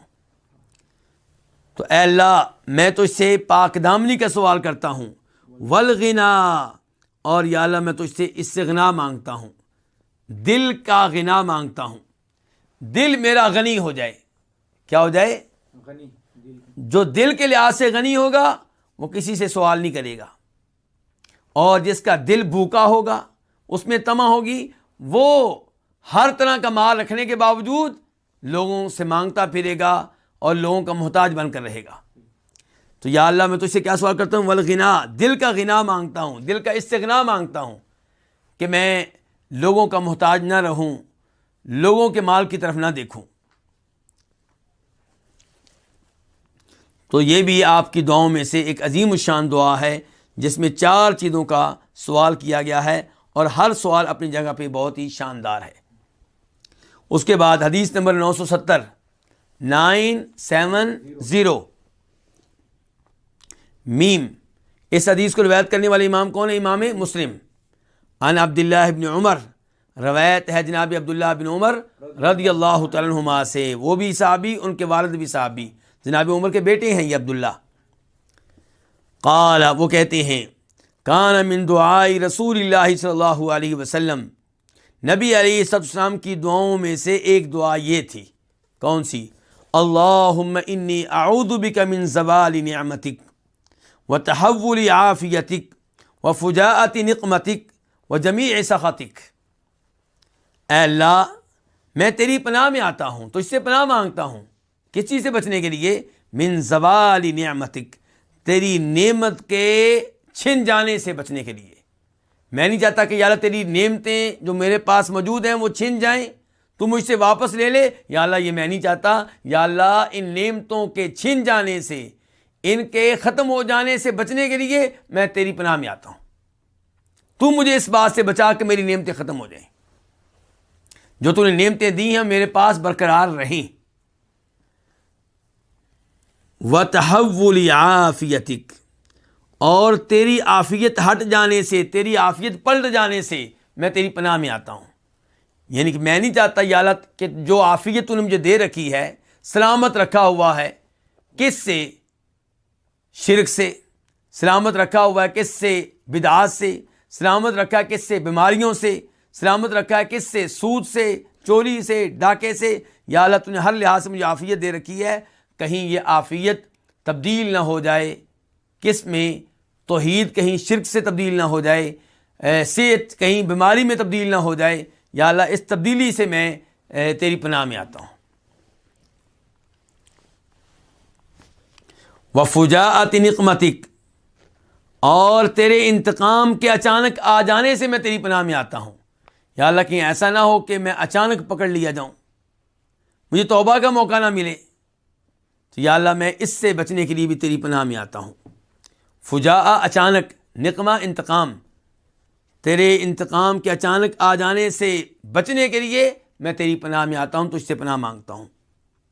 وجمیع سخطک، اور تیری ہر طرح کی ناراضگی سے بچنے کے لیے میں تیری پناہ میں آتا ہوں۔ اللہ رب العزت کی صفات میں سے ہے کہ اللہ تعالیٰ محبت کرتے ہیں کئی لوگوں سے، کئی چیزوں سے، اور اللہ تعالیٰ کی صفات میں سے ہے کہ اللہ کئی ایک پہ ناراض ہو جاتے ہیں۔ تو اللہ سے اللہ کی محبت مانگنی چاہیے کہ یا اللہ مجھے ان میں شامل فرما لے جن سے تو محبت کرتا ہے، اور دوسری جانب یہ کہنا چاہیے کہ یا اللہ تیرے غضب سے میں تیری پناہ چاہتا ہوں، یا اللہ مجھے ان میں شامل نہ فرمانا جن پہ تیرا غضب نازل ہو، جن پہ تو ناراض ہو جائے۔ جس پہ اللہ ناراض ہو گیا اس کے پاس کچھ بھی نہ رہا۔ تو یہاں پہ بھی کتنی چیزیں مانگی گئی ہیں؟ 4 چیزیں، کہ اے اللہ میں تیری پناہ چاہتا ہوں، تیری پناہ میں آتا ہوں، تیری نعمت کے چھن جانے سے بچنے کے لیے، اور تیری عافیت کے تبدیل ہو جانے سے بچنے کے لیے، اور تیرے انتقام کے اچانک آ جانے سے بچنے کے لیے، اور تیری کسی طرح کی بھی ناراضگی سے بچنے کے لیے میں تیری پناہ میں آتا ہوں۔ اس کے بعد باب نمبر 16، باب فضل الصلاۃ علی النبی صلی اللہ علیہ وسلم، نبی صلی اللہ علیہ وسلم پہ درود پڑھنے کی فضیلت۔ حدیث نمبر 971 971 میم۔ اس حدیث کو روایت کرنے والے امام کون ہے؟ امام مسلم۔ عن ابی ہریرہ ان رسول اللہ صلی اللہ علیہ وسلم قال من صلی علی واحدۃ صلی اللہ علیہ عشرا۔ جناب ابو ہریرہ سے روایت ہے کہ بے شک رسول اللہ صلی اللہ علیہ وسلم نے فرمایا، جو میرے پہ ایک بار صلات بھیجے گا، کون کہہ رہے ہیں؟ ہمارے نبی کہہ رہے ہیں، جو میرے پہ ایک بار صلات بھیجے گا، ایک دفعہ صلات کرے گا، اللہ تعالیٰ اس پہ 10 دفعہ صلات کریں گے۔ جو میرے اوپر ایک مرتبہ درود پڑے گا، اللہ تعالیٰ اس پہ 10 بار صلات کریں گے۔ یہ صلات کیا چیز ہے؟ پہلے تو یہ سمجھ لینا چاہیے۔ صلات کے کئی ایک معنی ہیں، یہاں پہ کون سا معنی ہے یہ ہم نے دیکھنا ہے۔ دیکھیں، اللہ تعالیٰ نے سورہ احزاب میں کہا ہے کہ ان اللہ وملائکتہ یصلون علی النبی، اللہ بھی نبی علیہ السلام پہ صلات کرتے ہیں، اور اللہ کے فرشتے بھی آپ پہ صلات کرتے ہیں۔ اور سورہ احزاب میں اللہ تعالیٰ کہتے ہیں هو الذی یصلی علیکم، کہ اے مومنو اللہ تعالیٰ تم پہ بھی صلات کرتا ہے۔ تو یہ صلات کا کیا معنی ہے، کیا مفہوم ہے؟ صلات کا ایک معنی کیا جاتا ہے کہ اللہ رحمت نازل فرماتا ہے، اور دوسرا معنی یہ کہ اللہ تعالیٰ درجات بلند کرتا ہے، شان میں اضافہ کرتا ہے، اور اللہ تعالیٰ فرشتوں کے سامنے ذکر خیر کرتا ہے۔ اور اللہ تعالیٰ نے سورہ بقرہ میں کہا ہے ان لوگوں کے بارے میں جو مصیبتیں آنے پہ صبر کریں اور یہ پڑھیں انا للہ و انا الیہ راجعون، کہ اولئک علیہم صلوات من ربہم ورحمہ، ایسے لوگوں پہ رب کی طرف سے رحمتیں بھی نازل ہوتی ہیں اور صلوات بھی۔ اور کیا؟ صلوات اور رحمتیں، اس کا مطلب ہے رحمت اور چیز ہے، صلوات اور چیز ہے۔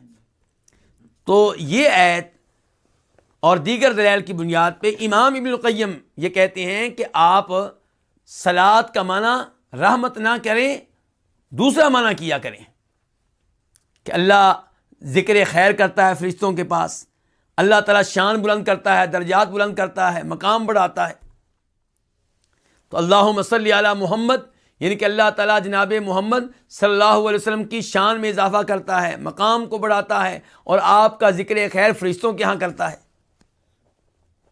اور ہم دعا کرتے ہیں کہ اللہ ایسا کر، اللہم صلی علی محمد، اے اللہ تو ایسا کر، یہ ہم درخواست کرتے ہیں۔ تو اللہ تعالیٰ نبی علیہ الصلوۃ والسلام پہ صلات کرتے ہیں، کیا معنی؟ اللہ تعالیٰ آپ کی شان میں اضافہ کرتے ہیں، مقام اضافہ کرتے ہیں، اور آپ کا ذکر خیر اللہ تعالیٰ کن میں کرتے ہیں؟ مقرب فرشتوں میں۔ اور جب فرشتے صلات کرتے ہیں تو کیا مطلب ہے؟ کہ وہ اللہ سے دعا کرتے ہیں کہ یا اللہ محمد علیہ الصلوۃ والسلام پہ صلات فرما، یعنی ان کی شان میں اضافہ فرما، ان کا ذکر خیر کر۔ اور ہم جب کہتے ہیں اللہ تعالیٰ سے تو ہم بھی وہی مطلب ہے، ہم کیا کہہ رہے ہیں کہ اے اللہ ہمارے نبی کی شان میں اضافہ فرما اور آپ کا ذکر خیر فرما، آپ کی عمدہ خصال ذکر فرما، کن کے یہاں؟ فرشتوں کے یہاں۔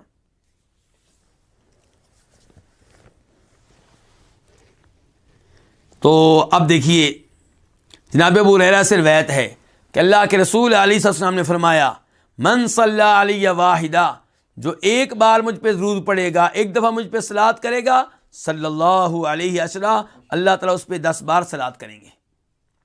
آپ ایک بار نبی علیہ الصلوۃ والسلام پہ درود پڑھیں، اللہ تعالیٰ 10 بار آپ کا ذکر خیر مقرب فرشتوں میں کریں گے۔ اور خوش نصیب ہے وہ جس کا اللہ ذکر خیر کرے۔ اور نسائی شریف میں یہ بھی آیا ہے کہ جب آپ ایک دفعہ نبی علیہ السلام پہ صلات کریں گے تو اللہ تعالیٰ 10 بار آپ پہ صلات کریں گے، اور آپ کے 10 گناہ، 10 غلطیاں مٹا دی جائیں گی اور 10 درجے بلند کر دیے جائیں گے۔ یہ نسائی شریف کی حدیث ہے جس کو شیخ البانی نے صحیح قرار دیا ہے۔ تو درود پڑھنے کے فضائل بہت زیادہ ہیں، آپ پہ درود پڑھنے کے فوائد بہت زیادہ ہیں، تو اس کا اہتمام کرنا چاہیے۔ لیکن کوشش کریں کہ آپ کون سا درود پڑھیں؟ جو درود ثابت ہے، جو نبی علیہ الصلوۃ والسلام نے بتایا، جو صحابہ کرام نے پڑھا، درود ابراہیمی۔ ہمارے کئی مسلمان وہ درود پڑھتے ہیں جو بہت بعد میں آنے والے لوگوں نے بنائے ہیں، اور عام طور پہ ایسے بنائے گئے درود میں غلطیاں ہوتی ہیں، عقیدے کے لحاظ سے شرکی الفاظ ہوتے ہیں۔ آپ درود تاج کو لے لیں، اس میں کئی شرکی الفاظ ہیں۔ تو اس لیے بجائے اس کے کہ آپ ان عجیب و غریب ناموں والے درودوں کی طرف جائیں، آپ وہ درود پڑھیں جو نبی علیہ الصلوۃ والسلام نے سکھایا ہے اور جس میں کسی قسم کی غلطی نہیں ہے۔ جیسے آپ افضل ہیں، ایسے آپ کا سکھایا ہوا درود بھی افضل ہے۔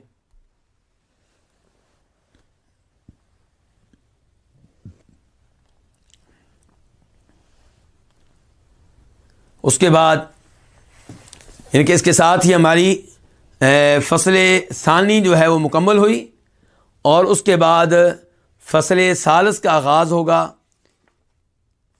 تو اس لیے فصل ثالث کا آغاز انشاءاللہ آئندہ درس میں کریں گے، اور آج یہیں پہ درس کا اختتام کرتے ہیں۔ اللہ رب العزت آپ سب کو جزائے خیر دیں کہ آپ لوگ اپنا قیمتی وقت دیتے ہیں، اور مجھے بہت خوشی ہوتی ہے کہ ماشاءاللہ کافی سارے ایسے احباب ہیں جنہوں نے ثابت قدمی کا مظاہرہ کیا ہے اور ڈٹے ہوئے ہیں۔